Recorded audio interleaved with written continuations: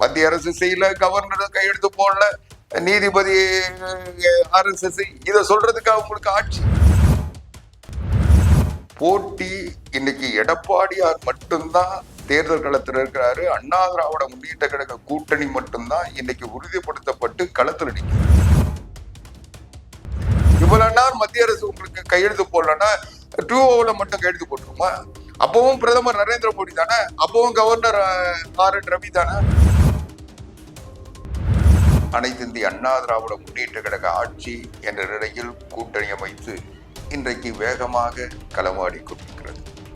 இன்றைக்கு நாள்தோறும் மக்களை சந்தித்து மக்களுடைய உணர்வுகளை உள்வாங்கி மக்களுக்கு தேவையான எந்த கூட்டணி ஆட்சி சரியான ஆட்சி, சிறப்பான ஆட்சி, மக்களுக்கு தேவையானவர்களை செயலாற்றுகின்ற ஆட்சி என்பதை பற்றிலாம் அவங்களுக்கு கவலை இல்லை. அவங்க இடையில எந்த பக்கம் சாயுதோ அந்த பக்கம் தான் போவோம்னு சொல்லி நம்ம தம்பி சுதீஷ் அவரை MP ஆக்கிடணும், நம்ம பையன் பிரபாகரன் அவரை MLA ஆக்கிடணும், இன்னும் தான் அமைச்சர் ஆகணும்னு நினைச்சிட்டு அவங்க வியூகம் வந்துட்டு இருக்காங்க. மாநாட்டில் முடிவெடுக்க போறோம்னு சொல்லி தான் அவங்க முடிவு எடுத்துட்டோன்னு கூட சொன்னாங்க. என் பையனுக்கு கூட அந்த முடிவை சொல்லலை. மாவட்ட செயலாளர்கள்லாம் என்கிட்ட எழுதி கொடுத்துருக்காங்க, அதெல்லாம் பத்திரமா வச்சிருக்கேன்னு பிரேமலதா மாநாட்டிலேயே பேசினாங்க. ஆனா இப்ப என்ன சொல்றாங்க, இனிமேதான் மாவட்ட செயலாளர்கிட்ட நான் பேசி முடிவு பண்ண போறேன். மகளிருக்கு இலவசமா பேருந்து விட்டாரு. எங்க தலைவர் பெண்களுக்கு மாசம் 1000 ரூபாய் கொடுத்தாருன்னு. ஆனா இன்னைக்கு எடப்பாடியார் அந்த வியூகத்தை ஆரம்பத்திலேயே போட்டு நொறுக்கிட்டாரு. இது பூஜ்ஜியாருக்கு இன்னும் சொல்ல போனா TRP ராஜா காட்டா மாதிரி வெள்ளை பேப்பர் வித்து பேப்பர் ஆட்சி. இவங்க சாதனை சொல்றதுக்கு ஒண்ணுமே இல்லை, வெறும் வெத்து பேப்பர் தான் வச்சிருக்காங்க. எடப்பாடி கே பழனிசாமி என்னும் நான்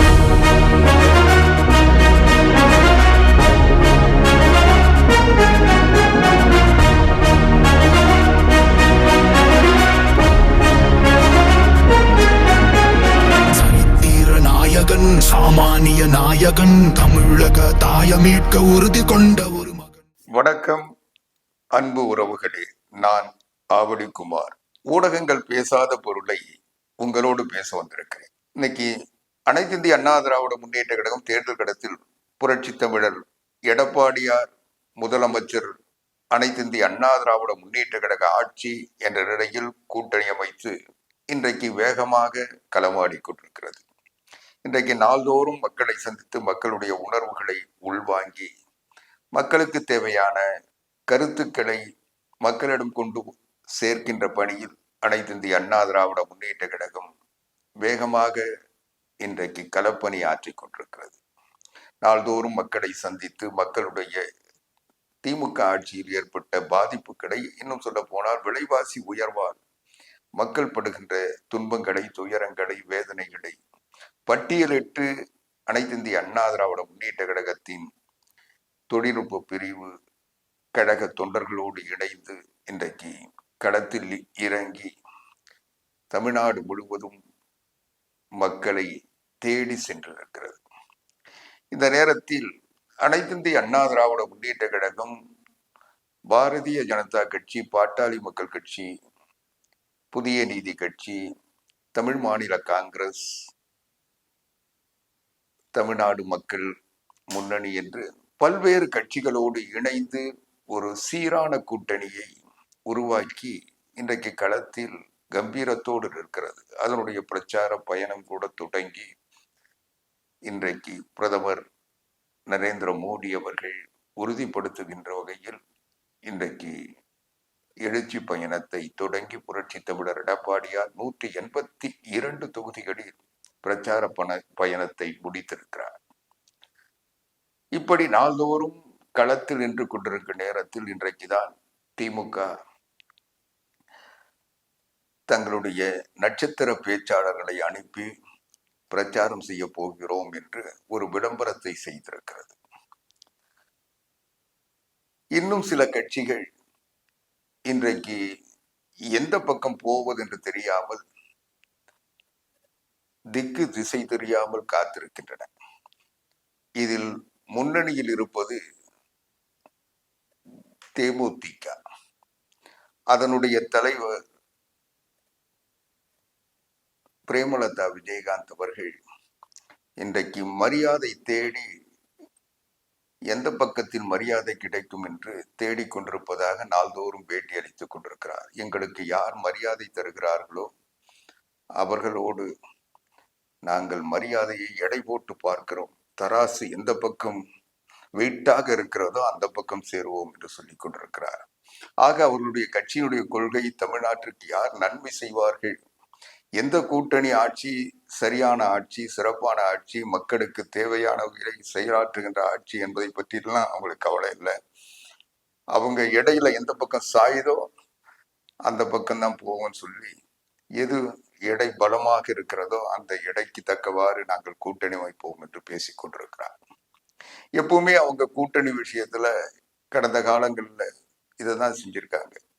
எல்லாரோடையும் பேச்சுவார்த்தை நடத்துறது, கடைசியில எல்லாரும் நடுத்தருள விட்டாங்கன்னா மூன்றாவது அணியை நோக்கி போறது. அந்த திசையில போறாங்களா என்னன்னு தெரியல. அவங்கள பொறுத்த வரைக்கும் இன்னைக்கு அரசனை நம்பி புருஷனை இழந்த கதையாயிட்டு இருக்கு. ஏன்னா அனைத்து இந்திய அண்ணா திராவிட முன்னேற்ற கழகத்தில் கூட்டணியில் அவர்கள் இருந்திருந்தால் அவர்களுக்கு ஒரு ராஜ்யசபை இடமும் கிடைச்சி தமிழ்நாடு சட்டமன்றத்தில் அவங்களுக்கு சில இடங்களும் தருவதற்கு அனைத்து இந்திய அண்ணா திமுக தயாரா இருந்தது. ஆனா அவங்களாகவே நாங்கள் கூட்டணியை முடிவு செய்யவில்லை என்று கூட்டணியிலிருந்து வெளியேறிட்டாங்க. இன்னைக்கு அண்ணா திராவிட முன்னேற்ற கழகம் கூட்டணியை உறுதிப்படுத்தி பிரதமர் நரேந்திர மோடி அவர்கள் கலந்து கொண்ட கூட்டத்தில் கூட்டணி தலைவர்கள் எல்லாம் கைகோர்த்து நின்ற காட்சிகள் எல்லாம் நம்ம பார்த்திருக்கோம். ஆக அந்த கூட்டணியில அவங்க இல்லை, இடம்பெறல. அதுக்கு அவங்க காரணம் அவங்களுடைய பேரம் வேற எங்கேயோ பேசிட்டு இருக்காங்க. அவங்க இன்னும் வாய்தா கேட்டுக்கிட்டு இருக்காங்க. ஏன்னா அவங்க கூட்டணியே இன்னும் சரியாகுது. இன்னைக்கு திமுகவில இருந்து காங்கிரஸ் நீடிக்குமா வெளியேறுமான்னு தெரியாம திமுக மட்டும் இல்ல காங்கிரஸும் அந்த நிலையில தான் இருக்கு. அவங்க தாவேகா கூட சேர்ந்து ஆட்சியில பங்கு, அதிகமான இடம் என்ற நிலையை நோக்கி அவங்க போகலான்ற முடிவுல தமிழ்நாடு காங்கிரஸ் கட்சி ஏறத்தாழ எல்லா தலைவர்களுமே அந்த முடிவை நோக்கி போயிட்டு இருக்காங்க. அதை தேசிய தலைமையும் ஏற்றுக்கொண்டதாக சொல்றாங்க. ஆனா திமுகவினுடைய ஆதரவாளர்களாக இருக்கின்ற செல்வ பெருந்தகை போன்ற ஒரு சிலர் திமுக விட்டு போகக்கூடாதுன்னு நினைக்கிறாங்க.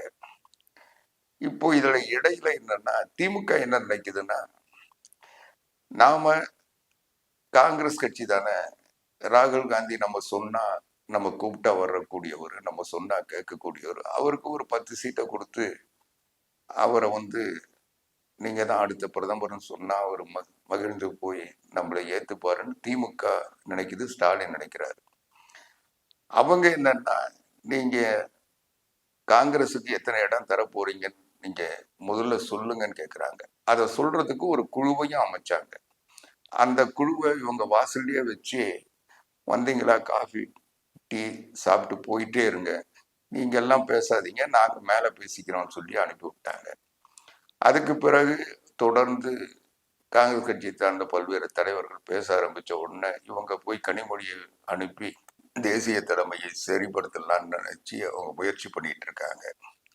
ஆனா 10 சீட்டு எங்களுக்கு பத்தாதுன்ற நிலையில எல்லாருமே உறுதியா இருக்கிறதா சொல்றாங்க. திமுகவை நம்பி இன்னைக்கு கூட்டணிக்கு உள்ள நுழைய முடியுமான்ட்டு திமுக விரிச்ச வலையில ஏவாவையில் தேமுதிக விலைக்கு வாங்கிடலான்னு நினைச்சிட்டு இருக்காரு. அவரு ஆண்டாள் அழகர் கல்லூரியை விலைக்கு வாங்கினது போலவே இந்த கட்சியும் வாங்கிடலான்னு நினைச்சிட்டு அதுக்கான பேரம் பேசிக்கிட்டு இருக்கிறதா ஒரு பக்கம் சொல்றாங்க. ஆனா தேமுதிகவை பொறுத்த வரைக்கும் அவங்க எங்க நல்ல ரேட்டு கிடைக்குதோ அங்க போறதுக்கு தயாரா தான் இருக்கிறாங்க. எந்த பக்கம் இடம் வெயிட்டா கிடைக்குதோ அந்த இடத்துல போறதுக்கு எப்பவுமே அவங்க பிரேமலதா விஜயகாந்தினுடைய அரசியல் வியூகம் என்பது அதுதான்.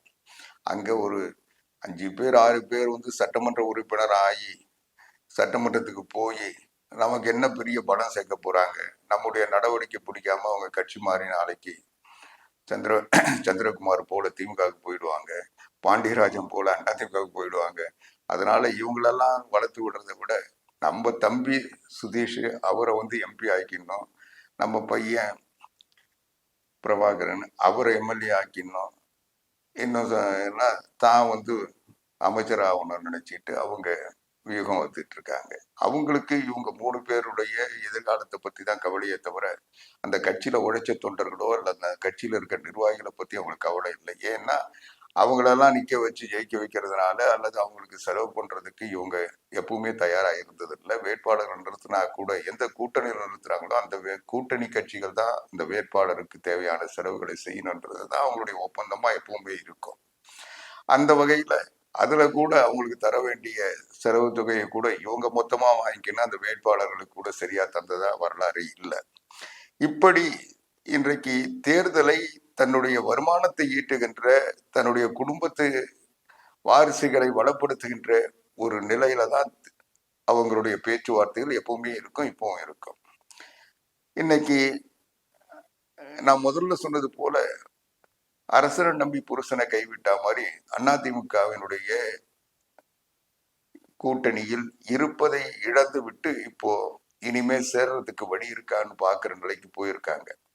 திமுகவை பொறுத்த வரைக்கும் காங்கிரஸ் நம்மோட வந்தா இவங்களெல்லாம் வேண்டாம், காங்கிரஸ் நம்ம விட்டு போயிருச்சுன்னா இவங்களுக்கெல்லாம் இடம் தரணும்னு சொல்லிட்டு இவங்களை வந்து வாய்தா சொல்லி வெயிட்டிங்ல வச்சிருக்காங்க. இவங்க முடிவெடுக்க முடியாம தவிக்கிறாங்க. ஏற்கனவே மாநாட்டில் முடிவெடுக்க போறோம்னு சொல்லி தான் அவங்க முடிவு எடுத்துட்டோன்னு கூட சொன்னாங்க. என் பையனுக்கு கூட அந்த முடிவை சொல்லலை, மாவட்ட செயலாளர்கள்லாம் என்கிட்ட எழுதி கொடுத்துருக்காங்க, அதெல்லாம் பத்திரமா வச்சிருக்கேன்னு பிரேமலதா மாநாட்டிலேயே பேசினாங்க. ஆனா இப்ப என்ன சொல்றாங்க, இனிமேதான் மாவட்ட செயலாளர்கிட்ட நான் பேசி முடிவு பண்ண போறேன்றாங்க. இப்படி முன்னுக்கு பின் முரணா அவங்க பேசுகிறதுக்கு காரணம் திமுகவினுடைய முடிவுக்காக காத்திருக்காங்க. திமுக காங்கிரஸ் கட்சி போயிடுச்சுன்னா நமக்கு அதை ஈடுகட்டுறதுக்கு ஒருத்தர் வேணும்னு சொல்லிட்டு தேமுதிகவையும் மரியாதைக்குரிய மருத்துவர் ராமதாஸையும் வெயிட்டிங்ல வச்சிருக்காங்க. அதனால அவங்க 2 பேருமே முடிவெடுக்க முடியாம தவிச்சிட்டு இருக்காங்க. இதுதான் இன்னைக்கு தமிழ்நாட்டில் அந்த இதனுடைய விளைவு என்னன்னா, திமுக மட்டும் இல்லை, இன்னைக்கு தேமுதிக மரியாதைக்குரிய மருத்துவர் ராமதாஸ் போன்றவர்கள் கூட அரசியல்ல தன்னுடைய திசை எது தெரியாம தவிக்கிற நிலையிலும் தேர்தலை அவங்க யாரோட சந்திக்க போறாங்க ஒரு தெளிவில்லாத நிலையில இன்னைக்கு குழப்ப மனநிலையில இன்னைக்கு இருந்துட்டு இருக்காங்க. ஆக இவங்க எந்த குழப்பத்துல இருந்தாலும் அண்ணா திராவிட முன்னேற்ற கழகத்தை பொறுத்தவரை யாருக்காகவும் காத்து இல்லை. அதிமுக கூட்டணி பலமான கூட்டணி, வலிமையான கூட்டணி, வெற்றி கூட்டணி, இந்த தேர்தலில் களத்தில் நிற்கின்ற கூட்டணியா இருக்கு. இப்படி ஒரு வேகமாக அண்ணா திராவிட முன்னேற்ற கழக கூட்டணி, அதுவும் புரட்சி தமிழர் எடப்பாடியாருடைய அரசியல் வியூகத்தையும் வேகத்தையும் பார்த்து ஸ்டாலின் கதிகலங்கி போயிருக்கார். அவருடைய வியூக வகுப்பாளர்லாம் இன்னைக்கு நம்முடைய செயல்கள் எல்லாம் நம்முடைய வியூகங்கள்லாம் இங்க தொடக்கத்திலேயே முனைமடங்கி போயிடுச்சு அப்படின்னு நினைக்கிறாங்க. இன்னும் சொல்ல போனா அவங்க நினைச்சிட்டு இருந்தாங்க நம்முடைய ஆட்சியினுடைய சாதனையா திமுக காரனை யாரை வேணா கேட்டு பாருங்க, ஸ்டாலின்ல இருந்து கடைகோடியில் இருக்கிற திமுக 200 ரூபாய் உடன்பிறப்பு வரைக்கும் என்ன சொல்லுவாங்கன்னா, எங்க தலைவர் வந்து மகளிருக்கு இலவசமா பேருந்து விட்டாரு, எங்க தலைவர் வந்து பெண்களுக்கு மாசம் 1000 ரூபாய் கொடுத்தாருன்னு. ஆனா இன்னைக்கு எடப்பாடியார் அந்த வியூகத்தை ஆரம்பத்திலேயே போட்டு நொறுக்கிட்டாரு. என்னன்னா, அனைத்து அண்ணா திராவிட முன்னேற்ற கழக ஆட்சி அமைந்தவுடன் மகளிருக்கு குடும்ப தலைவிகள் அனைவருக்கும் 2000 ரூபாய் தருவோம்னு சொல்லிட்டாரு. அனைவருக்கும் தருவோம்னு சொல்லியிருக்காரு. திமுக ஆட்சி போல அவங்களுக்கு வேண்டியவங்க வேண்டாதவங்க தெரிஞ்சவங்க தெரியாதவங்கன்ற பாகுபாடு இல்லாமல் அரிசி அட்டை வச்சிருக்க அத்தனை பேருக்கும் குடும்ப தலைவிகள் என்ற தகுதியின் அடிப்படையில் அவர்களுக்கு எப்படி ஒரு சமூக நீதி என்றால், இடஒதுக்கீடு என்றால் அதில் பொருளாதார வேறுபாடுகளை பார்க்காமல் எல்லோருக்கும் அந்த சலுகை வழங்கப்படுகிறதோ அது போல இந்த சலுகையும் வழங்கப்படும் அறிவிச்சிட்டாரு. அதுல அடி எழுதுக்க முடியல. இனி இந்த 1000 ரூபாய் கதையை சொல்லி மக்கள்கிட்ட வண்டி ஓட்ட முடியாது.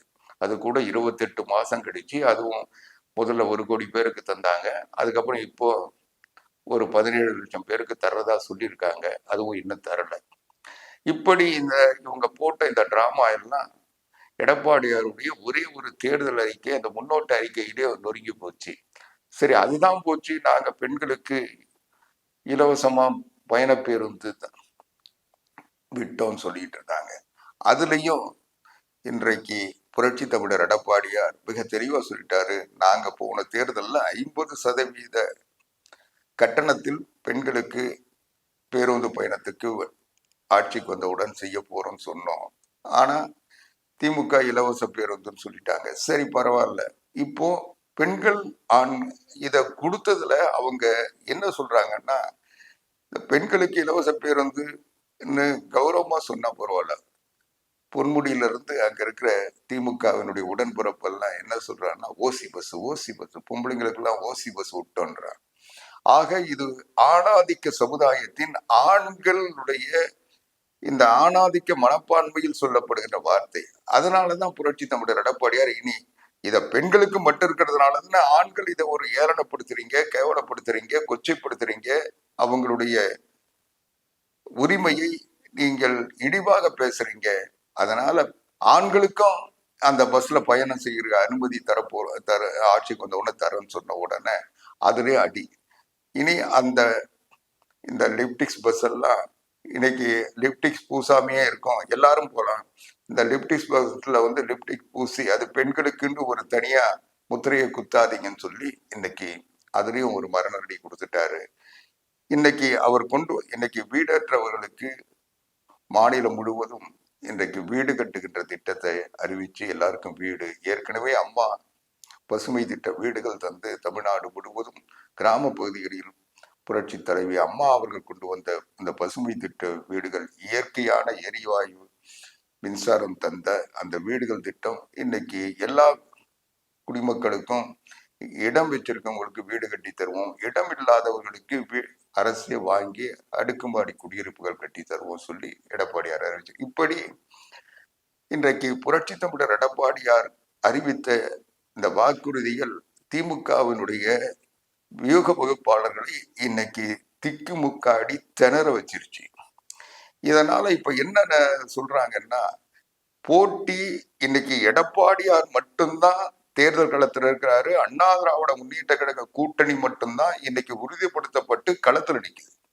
ஒரு பக்கம் எடப்பாடியார் களத்துல இன்னைக்கு மக்களோடு இருக்கிறாரு, இன்னொரு பக்கம் பாரதிய ஜனதா கட்சியினுடைய தலைவர் நயினார் நாகேந்திரன்ல இருந்து அங்க இருக்கிற தலைவர்கள் எல்லாம் களத்துல இன்னைக்கு தமிழ்நாடு முழுக்கும் சுற்றுப்பயணம் செஞ்சுக்கிட்டு மக்களை சந்திக்கிட்டு இருக்காங்க. அது போலவே பாட்டாளி மக்கள் கட்சியினுடைய தலைவர் அன்புமணி ராமதாஸ் அவர் இன்னைக்கு களத்துல போய் மக்களை சந்திக்கிட்டு இருக்காரு. இப்படி அதிமுகவினுடைய தலைவர்கள், கூட்டணி தலைவர்கள் இன்றைக்கு மக்களோடு சந்தித்து நாள்தோறும் இந்த ஆட்சியினுடைய அவலங்களை வெளிப்படுத்துகின்ற அறிக்கைகளையும் பேட்டிகளையும் தந்துட்டு இருக்காங்க. ஆனா திமுக கூட்டணி கட்சி தலைவர்கள் யாராவது ஏதாவது பேசுறாங்களா? இந்த தேர்தல் என்பது 4.5 ஆண்டுகள் எடப்பாடி பழனிசாமி அவர்கள் நடத்திய அம்மா ஆட்சிக்கும் இந்த 4.25 ஆண்டுகள் ஸ்டாலின் நடத்திய கருணாநிதி ஆட்சிக்கும் இடையில் நடக்கின்ற போட்டி. இதில் எது சிறந்த ஆட்சி, எது சரியான ஆட்சி, எது மக்களுக்கான ஆட்சி, எது குடும்ப ஆட்சி, இந்த மக்களை வஞ்சிக்கின்ற ஆட்சி, மக்களுக்கு எதையுமே செய்யாம மக்களை ஏமாற்றிய ஆட்சின்றத இந்த ஒப்பீடு தான் தேர்தலில் பேசுபொருளா இருக்க போகுது.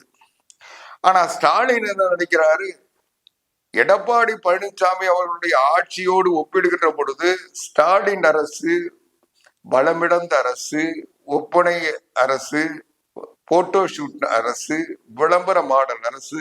இது எடப்பாடி பழனிசாமி அவர்கள் ஆட்சியின் செயல்களோடு திட்டங்களோடு ஒப்பிடுகின்ற பொழுது இது பூஜ்ய ஆட்சி. இன்னும் சொல்ல போனா டிஆர்பி ராஜா காட்டா மாதிரி வெள்ளை பேப்பர் வித்து பேப்பர் ஆட்சி. இவங்க சாதனை சொல்றதுக்கு ஒண்ணுமே இல்லை, வெறும் வெத்து பேப்பர் தான் வச்சிருக்காங்க.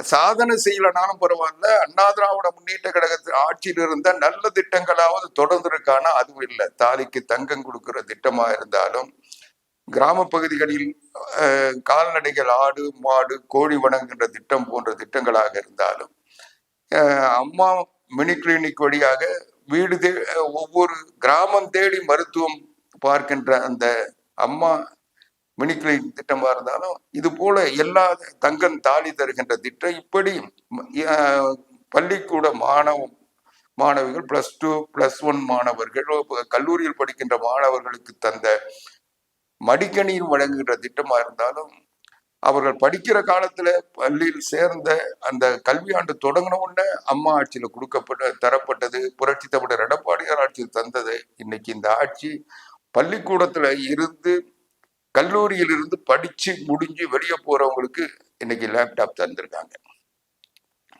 அது கூட இவங்க என்ன சொன்னாங்க, தேர்தல் வாக்குறுதியா நாங்க டேப் தருவோம்னு சொன்னாங்க. ஆனா இன்னைக்கு மடிக்கணினி தந்திருக்காங்க. சரி, மடிக்கணினி தந்திருக்காங்கன்னா யாருக்கு தந்திருக்காங்கன்னா புரட்சி தலைவி அம்மா கொடுக்க சொல்ல அந்த படிக்கின்ற மாணவ மாணவிகளுக்கு அவங்க படிக்க சொல்ல அவங்களுடைய கல்வி வளர்ச்சிக்காக, அவங்களுடைய அறிவு வளர்ச்சிக்காக, உலகத்தினுடைய நவீன கல்வியை அவர்கள் கற்க வேண்டும் என்பதற்காக, அவர்கள் தெளிவு பெற வேண்டும் என்பதற்காக லேப்டாப் தந்தாங்க. ஆனா இவங்க அந்த லேப்டாப்பை கொடுத்துட்டு என்ன சொல்றாங்க, அதுக்கு ஒரு திட்டம்னு ஒரு ஸ்டிக்கர் ஒட்டியிருக்காங்க. என்ன திட்டம்னு கேட்டீங்கன்னா, உலகம் உங்கள் கையில். அப்போ அதனுடைய அர்த்தம் என்னன்னா, நீங்க படிச்சு முடிச்சிட்டீங்க, உங்ககிட்ட லேப்டாப் கொடுத்துட்டோம், இதை வச்சுக்கிட்டு நீங்க உலகத்துல எங்கேயாவது போய் வேலை தேடிங்க, எங்களுக்கு வேலை கொடுக்க வக்கில்ல, இந்த அரசாங்கத்துக்கு வேலை கொடுக்கிற துப்பில்லை, அதனால நீங்க போய் இதை வச்சுக்கிட்டு பொழைச்சிங்கன்னு கொடுக்குறாங்க. ஏன்னா அவங்களுக்கு தான் ஓட்டு இருக்கு. இவங்க பள்ளியில படிக்கிற +1 +2 மாணவிகளுக்கு கொடுக்கறதுனால அவங்க கல்வி அறிவு வளருமே தவிர இவங்களுக்கு ஓட்டு கிடைக்காது. ஆக இன்னைக்கு ஓட்டுக்காக, இன்றைக்கு வாக்குக்காக, இன்றைக்கு கல்லூரி மாணவர்கள் படித்து முடித்து 3ஆம் ஆண்டு முடித்து போன மாணவர்களுக்கு இன்னைக்கு உலகம் உங்கள் கையிலிருந்து போய் வேலை பார்த்துங்கன்னு சொல்லி கொடுக்குறாங்க. இது இப்படி இன்றைக்கு எதையுமே செய்ய, மக்களுடைய நலன் சார்ந்து எதையும் செய்யாம அவர்களுடைய குடும்ப ஆட்சி தொடரணும். இந்த ஆட்சியின் மீது, இந்த குடும்பத்தின் மீது இருக்கின்ற அவதூறுகள், இந்த எதிர்ப்புகள், இதையெல்லாம் மறைப்பதற்காக இன்றைக்கு ஆட்சியினுடைய இறுதி நேரத்தில் இன்றைக்கு எப்படியாவது மக்களை ஏமாத்தி மறுபடியும் 525 வாக்குறுதி கொடுத்து கடந்த தேர்தலில் ஏமாத்துறது போல இந்த தேர்தலை ஏமாத்து நினைக்கிறாங்க. இதுக்கு எடப்பாடி பழனிசாமியை எதிர்கொள்வதற்கு எந்த வகையிலும் இன்னைக்கு அவர் நேரடியா கேட்கிறாரு, நீங்க உங்க ஆட்சியினுடைய சாதனையை சொல்லுங்க, நான் என் ஆட்சியினுடைய சாதனையை சொல்றேன், ஒரே மேடையில சந்திக்க தயார், எந்த இடத்துக்கு வரணும், எந்த ஊடகத்தை விவாதத்தை நடத்தணும், நான் தயார், நீங்க தயாரா, நீங்க எத்தனை பேர் வேணா கூட்டிட்டு வாங்க, எவ்வளவு பேப்பர் வேணா கொண்டு வாங்க, நான் நிராயுதபாணியா பதில் பேசுறேன்றாரு. ஆனா அதை எதிர்கொள்கின்ற தைரியம், துணிவு ஸ்டாலினுக்கு இல்லை. சரி, இப்போ என்ன நினைக்கிறாங்கன்னா, எடப்பாடி பழனிசாமி அவர்களை தேர்தல் களத்தில் எதிர்ப்பதற்கு எந்தவித வலிமையும் ஆற்றலும் இல்லாத ஸ்டாலின் இன்னைக்கு திசை திருப்புற வேலையில இறங்கியிருக்காரு. என்னன்னா, இந்த தேர்தல் என்பது தமிழ்நாடு சட்டமன்ற தேர்தல். 2021 தேர்தலில் வெற்றி வாய்ப்பை இழந்த அனைத்து இந்திய அண்ணா திராவிட முன்னேற்ற கழகம், அதனுடைய பொதுச் செயலாளர் புரட்சி தமிழர் எடப்பாடியார் மீண்டும் ஆட்சிக்கு வர வேண்டும் என்பதுதான் மக்களுடைய மனநிலை. இன்றைக்கு தேர்தல் களத்தினுடைய இன்றைக்கு எதிர்பார்ப்பா இருக்கு. ஆனா ஸ்டாலின் நினைக்கிறாரு, எடப்பாடி பழனிசாமியை எதிர்கொள்வதற்கு எந்த ஆயுதமும் அவர்கிட்ட இல்லை. அப்ப என்ன பண்றாரு, இது ஏதோ நாடாளுமன்ற தேர்தல் நினைச்சுக்கிட்டு நரேந்திர மோடி வந்துருவாரு, நரேந்திர மோடி கால் பற்றிடுவாரு, பாரதிய ஜனதா கட்சி உள்ள நுழைஞ்சிரும். பாரதிய ஜனதா கட்சி இந்தியாவே ஆளுது. இன்னைக்கு பாரதிய ஜனதா கட்சியினுடைய நியமிச்சவர் தான் கவர்னர். இனிமேல் என்ன உள்ள வரப்போகுது? அவங்க ஏற்கனவே தமிழ்நாடு சட்டமன்றத்தில் 4 சட்டமன்ற உறுப்பினர் இருக்காங்க. ஆனா இதையெல்லாம் மறைச்சிட்டு பாரதிய ஜனதா கட்சி இனிமேதான் வரும்ன்றாரு. ஆனா பாரதிய ஜனதா கட்சி தமிழ்நாட்டுல இருந்து விரட்டி அடிப்போன்றாரு. ஆக வருமா, விரட்ட போறாங்களா? இதுவே ஒரு தெளிவில்லை.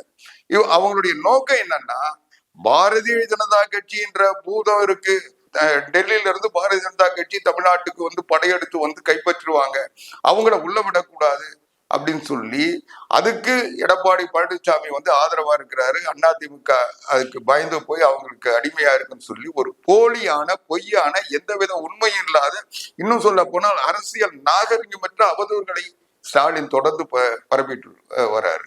அதனுடைய நோக்கம் என்னன்னா, அதிமுக திமுக போட்டின்றதை விட திமுகவுக்கும் பாரதிய ஜனதா கட்சிக்கும் போட்டின்ற ஒரு நிலையை உருவாக்க பாக்குறாரு. எந்த விதத்திலும் பாரதிய ஜனதா கட்சி இங்க களத்துல போட்டி இல்லை. நாங்க தெளிவா சொல்லியிருக்கோம், முதலமைச்சராக எடப்பாடி பழனிசாமி அவர்கள் தான் வேட்பாளர். அனைத்து இந்திய அண்ணா திராவிட முன்னேற்ற கழகம் தான் ஆட்சி அமைக்கும். இதுல எந்த விதமான எங்களுக்கு சமரசமும் இல்லை. நாங்க உறுதியா பெரும்பான்மை இடத்தில் வெற்றி பெற்று ஆட்சி அமைப்போம்னு சொல்லிட்டு இருக்கோம். ஆனா இவங்க தேவையே இல்லாம இது என்டிஏ ஆட்சி அமைக்க போகுது, பிஜேபி ஆட்சி அமைக்க போகுது, பிஜேபியை மக்கள் ஏற்றுக்கொள்ள மாட்டாங்க, தமிழ்நாட்டில் அதற்கு இடமில்லைன்னு இவங்க களத்தையே மாத்த பாக்குறாங்க.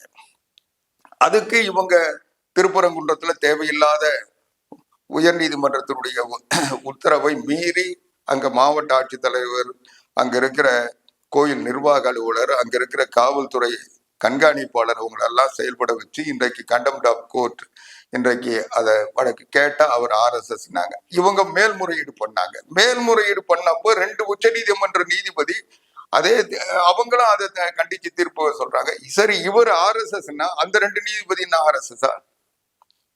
சிந்திச்சு பாருங்க. இன்றைக்கு ஒரு நீதிபதி தந்த தீர்ப்பை அது அவர் RSS அவருக்கு மாசு கற்பிச்சிங்க, அவருக்கு இம்பீச்மெண்ட் பண்ணி அவரை பதவியிலிருந்து வெளியேற்ற போறோம்னு சொன்னீங்க. எல்லா வகையான எல்லாத்தையும் செஞ்சுட்டு அதை மேல்முறையீடு பண்ணீங்க. அந்த மேல்முறையீட்டுல 2 நீதிபதிகள் தீர்ப்பு கொடுத்தாங்கல்ல, அவங்களுக்கு என்ன முத்திரை குத்த போறீங்க? ஆக கவர்னர் கேட்டார்னா கவர்னர் RSS, நீதிபதி தீர்ப்பு கொடுத்தார் நீதிபதி RSS. நீங்க இப்படி சொல்லி மக்களை எத்தனை நாளைக்கு ஏமாத்த போறீங்க? நீங்க மக்களுடைய நம்பிக்கையை பெற்று பார்லிமெண்ட்ல 40 இடத்துல நாங்க தான் ஜெயிச்சோன்னு சொல்றீங்க, எங்க கூட்டணி வலிமையான கூட்டணின்னு சொல்றீங்க, தமிழ்நாட்டுல நாங்க தான் ஆட்சியில் இருப்போம்னு சொல்றீங்க. ஆனா தமிழ்நாட்டு மக்களுக்கு ஏன் செய்யலாம்னா எடப்பாடி பழனிசாமி போய் வாங்கி தரலன்றீங்க. இதை விட வெக்கமா இல்லை? மக்கள் உங்களை ஓட்டு போட்டு உங்களை தேர்ந்தெடுக்கிறாங்க, நாங்க செய்யறோம்னு சொல்லி மக்கள்கிட்ட வரீங்க. எடப்பாடி பழனிசாமி வாங்கிட்டு வந்ததுனால்தான் 11 மருத்துவக் கல்லூரிகள் இன்னைக்கு தமிழ்நாட்டில் இருக்கு. 11 மருத்துவக் கல்லூரிகள் மட்டும் இல்ல, அந்த 11 மருத்துவக் கல்லூரிகள் இருக்க இடங்கள்ல 11 பொது மருத்துவமனைகள் இருக்கு. ஒரு மருத்துவக் கல்லூரி இருந்தா அங்க ஒரு பொது மருத்துவமனை இருக்கும். இன்னைக்கு சென்னை பொது மருத்துவமனை போல இன்னைக்கு 11 மாவட்டங்களில் பொது மருத்துவமனைகள் வந்திருக்குன்னா அதுக்கு 11 மருத்துவக் கல்லூரிகள் தானே காரணம். இது தமிழ்நாட்டினுடைய மருத்துவத்துறையின் வளர்ச்சி தானே. இன்றைக்கு அரசு மருத்துவக் கல்லூரிகள் அண்ணா திராவிட முன்னேற்ற கழக ஆட்சியில் மட்டும்தான் உருவாக்கப்பட்டிருக்கு. திமுக ஏதாவது ஒரு மருத்துவக் கல்லூரி உருவாக்கி இருக்கா? இன்னைக்கு இந்த 4.25 வருஷத்துல நீங்க ஒரு மருத்துவ இடத்தையாவது கூடுதலா உருவாக்கி இருக்கீங்களா? எதையுமே செய்யாம மத்திய அரசு செய்யல, கவர்னர் கையெழுத்து போடல, நீதிபதி RSS, இத சொல்றதுக்கு உங்களுக்கு ஆட்சி. சரி, கேட்டா இவ்வளவு நாள் நாங்க செய்யல, 2O செய்வோம். இவ்வளவு நாள் மத்திய அரசு உங்களுக்கு கையெழுத்து போடலன்னா 2O மட்டும் கையெழுத்து போட்டுருமா? அப்பவும் பிரதமர் நரேந்திர மோடி தானே, அப்பவும் கவர்னர் RN ரவி தானே, அப்பவும் இதே நீதிபதிகள் தானே. நீங்க எதை செய்யணுமோ அதை செய்யறதுக்கு உங்களுக்கு அருகதை இல்லை, துப்பு இல்லை, வெக்கம் இல்லை. எத்தனை வழக்குல நீங்க உச்ச நீதிமன்றத்துல போய் இன்னைக்கு உயர் நீதிமன்றமும் உச்ச நீதிமன்றமும் CBI விசாரணைக்கு உத்தரவிட்டிருக்கு. அத போய் நீங்க என்ன சொல்றீங்க? CBI விசாரிக்க கூடாதுன்னு சொல்லி அதுக்கு தமிழ்நாடு அரசு வழக்காடுது. அதுக்கு இந்தியாவிலேயே பிரபலமான நீதிபதிகள் அவங்கள கோடிக்கணக்கில் பணத்தை கொட்டி கொடுத்து வழக்காட வைக்கிறீங்க. எதை செஞ்சிருக்கீங்க? உங்களுடைய இயலாமை மறைப்பதற்கு அல்லது உங்களுடைய செயலிழந்த தன்மையை இருந்து காப்பாற்றிக் கொள்வதற்கு நீங்க வழக்கறிஞர்கள் என்ற பெயர்ல இந்தியாவில் இருக்கிற சிறந்த வழக்கறிஞர்களை வச்சு எவ்வளவு பணத்தை கொட்டி கொடுக்குறீங்க. இன்னைக்கு நேரடியாக அண்ணா திராவிட முன்னேற்ற கழகத்தினுடைய பொதுச் செயலாளர் புரட்சி தமிழர் எடப்பாடியார் இன்னைக்கு கவர்னரை பார்த்து இன்னைக்கு புகார் கொடுத்திருக்காரு. 4 லட்சம் கோடிகள் இன்றைக்கு இந்த அரசாங்கம் கொள்ளையடிக்கப்பட்டிருக்கிறது துறை வாரியா பட்டியல் போட்டு கொடுத்திருக்காரா இல்லையா? உச்ச நீதிமன்றத்தினுடைய நீதிபதியை வைத்து விசாரிக்க வேண்டும் சொல்லியிருக்காரா இல்லையா? இன்னைக்கு நகர்ப்புறத்துறை அமைச்சர், குடிநீர்த்துறை வடிகால் வாரியத்துறை அமைச்சர், வழங்கல் துறை அமைச்சர் நேரு மேல இன்னைக்கு 3 புகார் இடி கொடுத்திருக்கு. உயர்நீதிமன்றம் ஏன் அந்த புகாரை நீங்கள் பதிவு செய்யவில்லைன்னு கேட்குது. பதிவு செய்யுங்கன்னு சொல்லுது. ஏன் பதிவு செய்யல? உங்க போலீஸை தானே விசாரிக்க சொல்றோம். மத்திய போலீஸ் விசாரிக்க சொல்லியே, சிபிஐ விசாரணை கேட்கலையே. கருணாநிதி தலைமையில் இருக்கின்ற காவல்துறை விசாரணை தானே கேட்கிறோம். அதை ஏன் தரல? இதையெல்லாம் கேட்டா பதில் சொல்றதுக்கு திமுகவுக்கோ ஸ்டாலினுக்கோ அமைச்சர்களுக்கோ யாருக்கும் துப்பில்லை, அறிவில்லை, தெம்பில்லை. இதை மடம் மாற்றுறது எப்படின்னு பாக்குறாங்க. அதுக்கு கிடைச்ச ஆள் தான் தொல் திருமாவளவன். அவர் என்ன சொல்றாரு? ராஜராஜ சோழன், இவங்க என்ன சொல்றாங்க? துரைமுருகன் சொல்றாரு ராஜராஜ சோழன் எங்க ஸ்டாலின், ராஜேந்திர சோழன் எங்க உதயநிதின்றாரு. இவர் என்ன சொல்றாரு?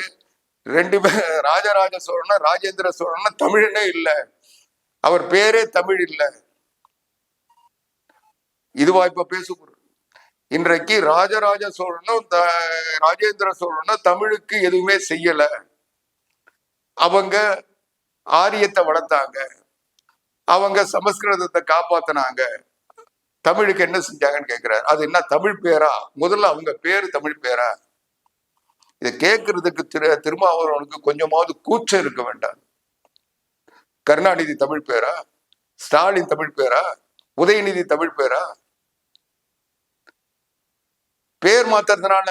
ஆனா உண்மை என்னன்னா, ராஜராஜ சோழனுடைய பேர், உண்மையான பேர் அருண்மொழி தேவன். ராஜராஜன் என்றது பட்டம். அந்த தஞ்சை பெரிய கோயிலை கட்டின அந்த பொற்கொள்ளருக்கு கூட ராஜராஜன்ற பட்டத்தை கொடுத்தவர் ராஜராஜ சோழன். ராஜேந்திர சோழனுடைய பெயர் மதுராந்தகன்.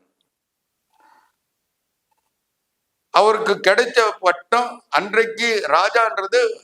அன்றைக்கு பல மொழிகள் பேசுகின்ற நாட்டுல அவங்க பல நாடுகள் படையெடுத்தாங்க. எல்லாரும் ராஜான்றது ஒரு அடையாளமா பார்த்தாங்க. அதனால ராஜராஜன் சொல்லி, ராஜாக்களை வென்ற ஒரு ராஜன் சொல்லி அன்னைக்கு சொன்னாங்க.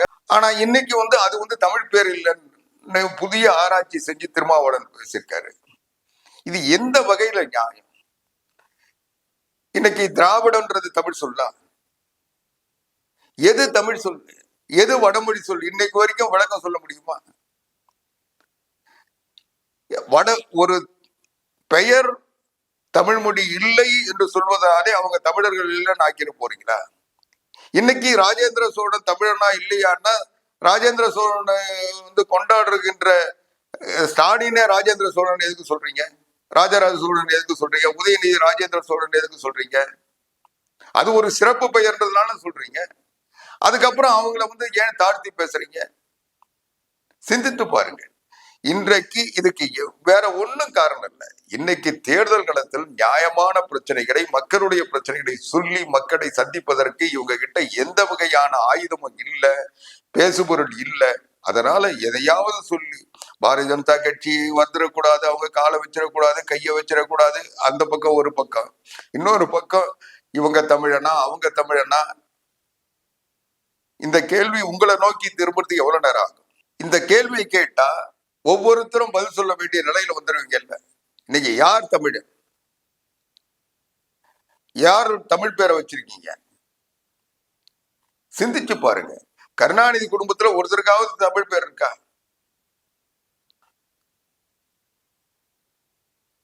ஏதோ தெரியாதனமா கனிமொழின்ற ஒரு பேரை மட்டும் தமிழ்ல இருக்குன்னு சொல்லலாம். மீதி மத்த எல்லார் பேரும் தமிழ் பேரா? சிந்திச்சு பாருங்க. இன்பநிதி தமிழ் பேரா? யார் தமிழ் பேரு? எனவே இவங்க அனைத்திந்திய அண்ணா திராவிட முன்னேற்ற கழகத்தை, அதனுடைய பொதுச் செயலாளர் புரட்சி தமிழர் எடப்பாடியார் அவர்களை நேர்மையான வகையில் தேர்தலில் சந்திப்பதற்கு இவங்க கிட்ட எந்த ஆயுதமும் இல்லை, எந்த பதிலும் இல்லை. அதனால இவங்க எடப்பாடியாருடைய கேள்விக்கு பதில் சொல்றதை விட்டுட்டு அவரை இழிவா பேசுறது, மலிவா பேசுறது, ஏகடிவா பேசுறது, நக்கலா பேசுறது, இதையெல்லாம் ஸ்டாலின் அவருடைய அல்லக்கைகளும் தொடர்ந்து செய்துட்டு இருக்காங்க.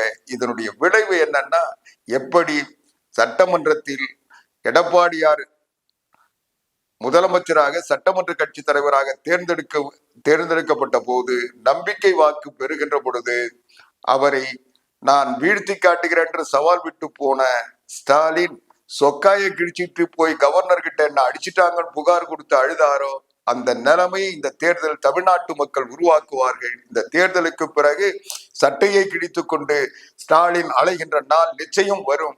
அதை உருவாக்குகின்ற நிலை இன்றைக்கு மக்களிடத்தில் இருக்கிறது. அதையெல்லாம் புரிஞ்சிக்காம இன்னைக்கு அவங்க வியூக வகுப்பாளர் வகுத்து கொடுக்கிற இந்த ஸ்டிக்கர்களை ஒட்டிக்கிட்டு ஏதோ ஸ்டாலின் ஒரு சாதனையாளரை போல ஒரு தோற்றத்தை உருவாக்கினா மக்கள் அறியாமல் இருக்கிறார்கள் என்று நினைத்தால் இவர்களுடைய விளம்பரங்களை, வெத்து விளம்பரங்களை, இவர்களுடைய மீடியா மாபியாக்கள் செய்கின்ற இந்த பகட்டு விளம்பரங்களை பார்த்து மக்கள் ஏமாந்து விடுவார்கள் என்று நினைத்தால் அது நடக்காது.